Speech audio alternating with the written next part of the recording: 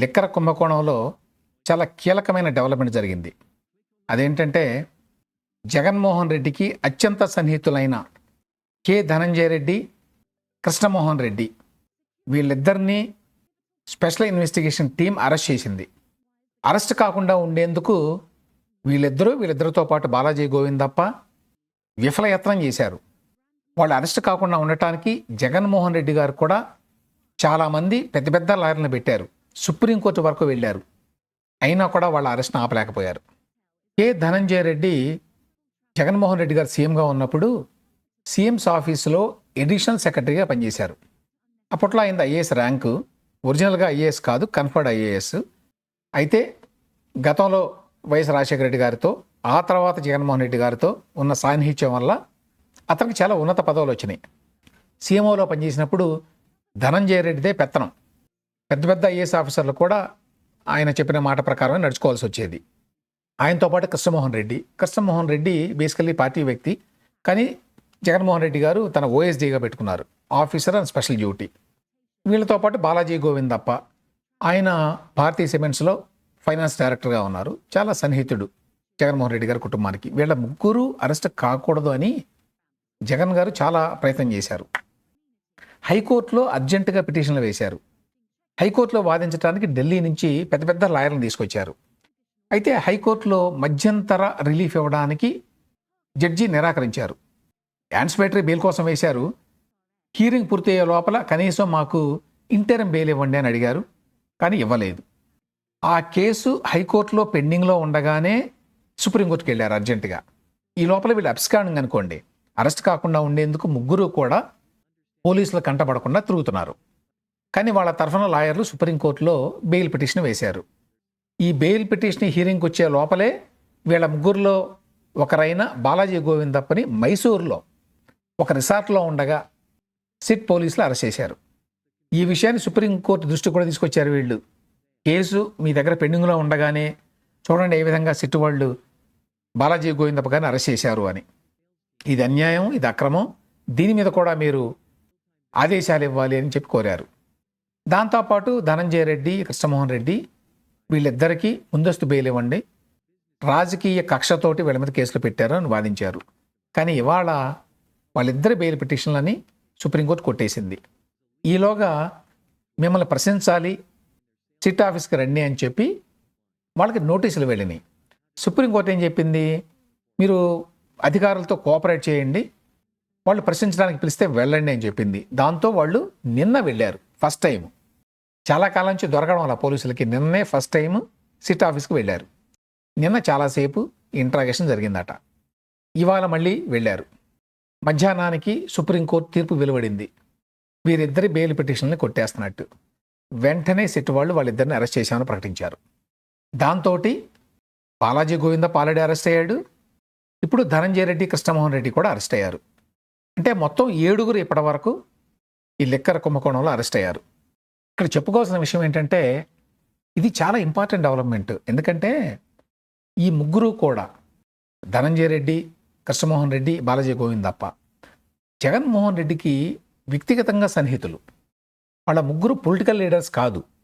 ధనంజయ రెడ్డికి, కృష్ణమోహన్ రెడ్డికి జగన్మోహన్ రెడ్డి గారి గురించి చాలా విషయాలు తెలుసుంటాయి. ఆయన ప్రభుత్వంలో ఉండగా ఇంక్లూడింగ్ లిక్కర్ స్కామ్ జరిగినటువంటి అనేక పరిణామాలు, వ్యవహారాలు అన్నీ తెలుసుంటాయి. ఎందుకంటే సీఎంఓలో ఉండి కీలక బాధ్యతలు నిర్వర్తించింది వాళ్లే. అట్లాగే బాలాజీ గోవిందప్ప గారు కూడా ఈ మొత్తం మనీ వ్యవహారాలు చూస్తారు కాబట్టి ఆయనకి చాలా విషయాలు తెలుసుంటాయి. అందుకే ఈ ముగ్గురు అరెస్ట్ కాకుండా చూసేందుకు జగన్మోహన్ రెడ్డి గారు అంత కష్టపడింది. అయినా కూడా చాలా పట్టుదలగా మరి కూటమి ప్రభుత్వంలో ఉన్న పోలీసులు, సిట్ వాళ్ళు వాళ్ళని అరెస్ట్ చేశారు అంటే అది మామూలు విషయం కాదు. ధనంజయ రెడ్డి మొన్న జగన్మోహన్ రెడ్డి గారు ఓడిపోయే వరకు లిటరల్గా చక్రం తిప్పారు. ఈవెందో ఆయన కన్ఫర్డ్ ఐఏఎస్ అయినా కూడా జగన్మోహన్ రెడ్డి గారు పక్కనే ఉంటారు. సీనియర్ ఐఏఎస్ ఆఫీసర్లు కూడా ఆయన ద్వారా జగన్మోహన్ రెడ్డి గారికి చెప్పుకోవాల్సిందే, ఏం చెప్పుకోవాలన్నా. అంత పవర్ వీళ్ళు చేసిన వ్యక్తి ఇవాళ అరెస్టే కటకటాలు వెనక్కి వెళ్లాల్సి వస్తుంది. కాబట్టి వీళ్ళని ఇప్పుడు పోలీస్ కస్టడీలోకి తీసుకుంటే చాలా విషయాలు బయటపెట్టే అవకాశం ఉంది. ఎందుకంటే వాళ్ళు మిగతా వాళ్ళలాగా గట్టిగా నిలబడలేరు పోలీసుల ముందు. అంత అధికారాన్ని, అంత పెత్తనాన్ని అనుభవించి ఇప్పుడు సడన్గా పోలీసుల ముందు నిందితుల్లాగా నిలబడాల్సి వచ్చింది కాబట్టి సహజంగానే వాళ్ళు బ్రేక్ డౌన్ అయ్యే అవకాశం ఉంది. అది చాలా ప్రమాదకరం జగన్మోహన్ రెడ్డి గారికి. They might spill all the beans. అంటే చెప్పకుండా విషయాలు, రహస్యాలు అన్నీ చెప్పేసేయచ్చు. చివరికి అది జగన్మోహన్ రెడ్డి గారిని ఇరిగించేటువంటి సాక్ష్యాలకు దారితీయొచ్చు. అందువల్ల వీళ్ళ ముగ్గురు అరెస్టు చాలా చాలా క్రూషియల్. అది బహుశా జగన్మోహన్ రెడ్డి కూడా ఊహించి ఉండడం. ఏదో రాజకేశ్ రెడ్డి లేకపోతే ఆయన కింద ఆయన పక్కన చేసిన వాళ్ళు చాలామంది ఉన్నారు కదా, వాళ్ళందరూ ఇరుక్కుంటారు కేసుల్లో, వాళ్ళందరూ జైలుకి వెళ్తారు అనే విషయం తెలిసి ఉండొచ్చు. కానీ ధనంజయ రెడ్డి, కృష్ణమోహన్ రెడ్డి, బాలాజీ గోవిందప్ప జైలుకి వెళ్తారని బహుశా జగన్మోహన్ రెడ్డి గారు కూడా ఊహించి ఉండడం. దీంతో పాటు ఇంకో కీలకమైన డెవలప్మెంట్ అయింది. అదేంటంటే ఈడీ వాళ్ళు ఆల్రెడీ కోర్టుకి లేఖ రాశారు, రాజకేశ్ రెడ్డిని మాకు అప్పచెప్పండి, మేము ఆయన్ని ప్రశ్నించాలి అని. కోర్టు ఈడీ వాళ్ళ పిటిషన్ స్వీకరించింది, నోటీసులు కూడా ఇచ్చింది. ఇప్పుడు అంటే త్వరలోనే రాజకేశ్ రెడ్డిని ఈడీకి అప్పచెప్పేటువంటి అవకాశం ఉంది. ఒకసారి ఈడీ కూడా రంగంలోకి దిగిందంటే ఈ కేసులో ఇంకా చాలా కొత్త పేర్లు బయటకు వచ్చేటువంటి అవకాశం ఉంది, ఇంక్లూడింగ్ జగన్మోహన్ రెడ్డి గారి పేరు. అందుకే చాలా డబ్బులు పెట్టి చాలా పెద్ద లాయర్లు పెట్టారు సుప్రీంకోర్టులో. ధనంజయ రెడ్డికి 2 సీనియర్ లాయర్లు, అభిషేక్ మను సింఘ్వి, వికాస్ సింగ్. అభిషేక్ సింఘ్వి చాలా కాస్ట్లీ లాయరు, రోజుకి 50 లక్షల పైన ఉంటుంది ఆయన ఫీజు. అట్లాగే బాలాజీ గోవిందప్పకి సిద్ధార్థ దావేని పెట్టారు, ఆయన చాలా పెద్ద లాయర్. ఇంతమంది పెద్ద లాయర్లు ఎందుకు పెట్టారు అంటే ఎట్టి పరిస్థితుల్లో వాళ్ళు అరెస్ట్ కాకూడదు అనేటువంటి పట్టుదలతో. గవర్నమెంట్ కూడా చాలా పెద్ద లాయర్లను పెట్టింది. ముకుల్ రోహత్కి గమ్మత్తు ఏమిటంటే, ముకుల్ రోహత్కి చంద్రబాబు నాయుడు గారి కేసులో ఆయనకు వ్యతిరేకంగా జగన్మోహన్ రెడ్డి గారి తరఫున ఉన్నాడు. అంటే ప్రభుత్వం తరఫున అప్పట్లో, ఇప్పుడు కూడా ప్రభుత్వం తరఫునే, కాకపోతే జగన్మోహన్ రెడ్డి గారికి వ్యతిరేకంగా అన్నట్టు.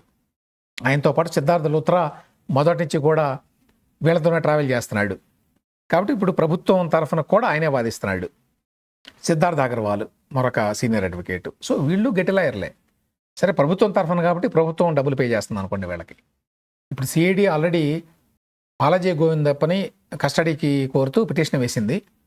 ఆ తర్వాత ఖచ్చితంగా ధనంజయ రెడ్డి, కృష్ణమోహన్ రెడ్డిని కూడా మా కస్టడీకి ఇవ్వండి, మేము ప్రశ్నించాలని అడుగుతారు.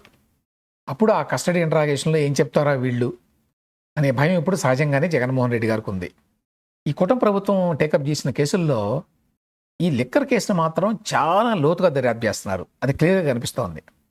ఫస్ట్లో కొన్ని కేసులు అంతా ఏదో పైపైన చేసినట్టుగా అనిపించింది, కానీ ఈ కేసును మాత్రం చాలా బలంగా చేస్తున్నారు. ఈ సిట్కి హెడ్గా విజయవాడ సిపి రాజశేఖర బాబు గారు ఉన్నారు, కానీ యాక్చువల్గా ఈ సిట్లో మెయిన్గా వర్క్ చేస్తున్న సుబ్బారాయుడు గారు. ఈయన చంద్రబాబు నాయుడు గారికి చాలా సన్నిహితుడు. ఈయన్ని తిరుపతి ఎస్పీగా వేశారు. అయితే తిరుపతిలో తొక్కిసలాట తర్వాత ఆయన అక్కడి నుంచి బదిలీ చేయాల్సి వచ్చింది. బదిలీ చేసినా కూడా ఆయన చంద్రబాబు నాయుడు గారికి సన్నిహితుడే, అందులో డౌట్ లేదు. ప్రజాభిప్రాయం కోసం ఆయన్ని ట్రాన్స్ఫర్ చేశాడు అనుకోండి. అప్పుడు కొంతమంది విమర్శించారు కూడా, తను నమ్ముకున్న వాళ్ళని కూడా చంద్రబాబు నాయుడు గారు రక్షించుకోలేడు అని. ఏమైనప్పటికీ ఇప్పుడు ఈ లిక్కర్ స్కామ్ని దర్యాప్తు చేయడానికి ఈయన పెట్టారు, ఈ సుబ్బారాయుడు గారిని. ఆయన మాత్రం చాలా గట్టిగా చేస్తున్నాడని స్పష్టంగా అర్థమవుతోంది ఈ డెవలప్మెంట్స్ అన్ని చూస్తే. ఈలోగా ఇవాళ పేర్ని నాని గారు ఒక ప్రెస్ మీట్ పెట్టి మాట్లాడారు దీని గురించి. స్కిల్ కేసులో చంద్రబాబు నాయుడు జైల్లో ఉన్నాడు 53 రోజులు. ఆ కోపంతో జగన్మోహన్ రెడ్డిని ఒక్కరోజైనా జైల్లో పెట్టాలనే ఉద్దేశంతో ఈ కేసులన్నీ పెడుతున్నాడు అని. జగన్మోహన్ రెడ్డి గారు ఆల్రెడీ ఒక్కరోజు కాదు, 53 రోజులు కాదు, 16 నెలల పాటు చెంచలగూడ జైల్లో ఉన్నారు. కాబట్టి జగన్మోహన్ రెడ్డి గారికి జైలేం కొత్త కాదు. ఒకవేళ చంద్రబాబు నాయుడు గారు పంపించినా రేపు ఆయనకేమీ అలవాటు లేని ప్రదేశం కాదు అది. జగన్మోహన్ రెడ్డి గారు ఏదో ఎప్పుడూ జైలు మొహం చూడనట్టుగా అంబటి రాంబాబు గారు మాట్లాడుతున్నారు.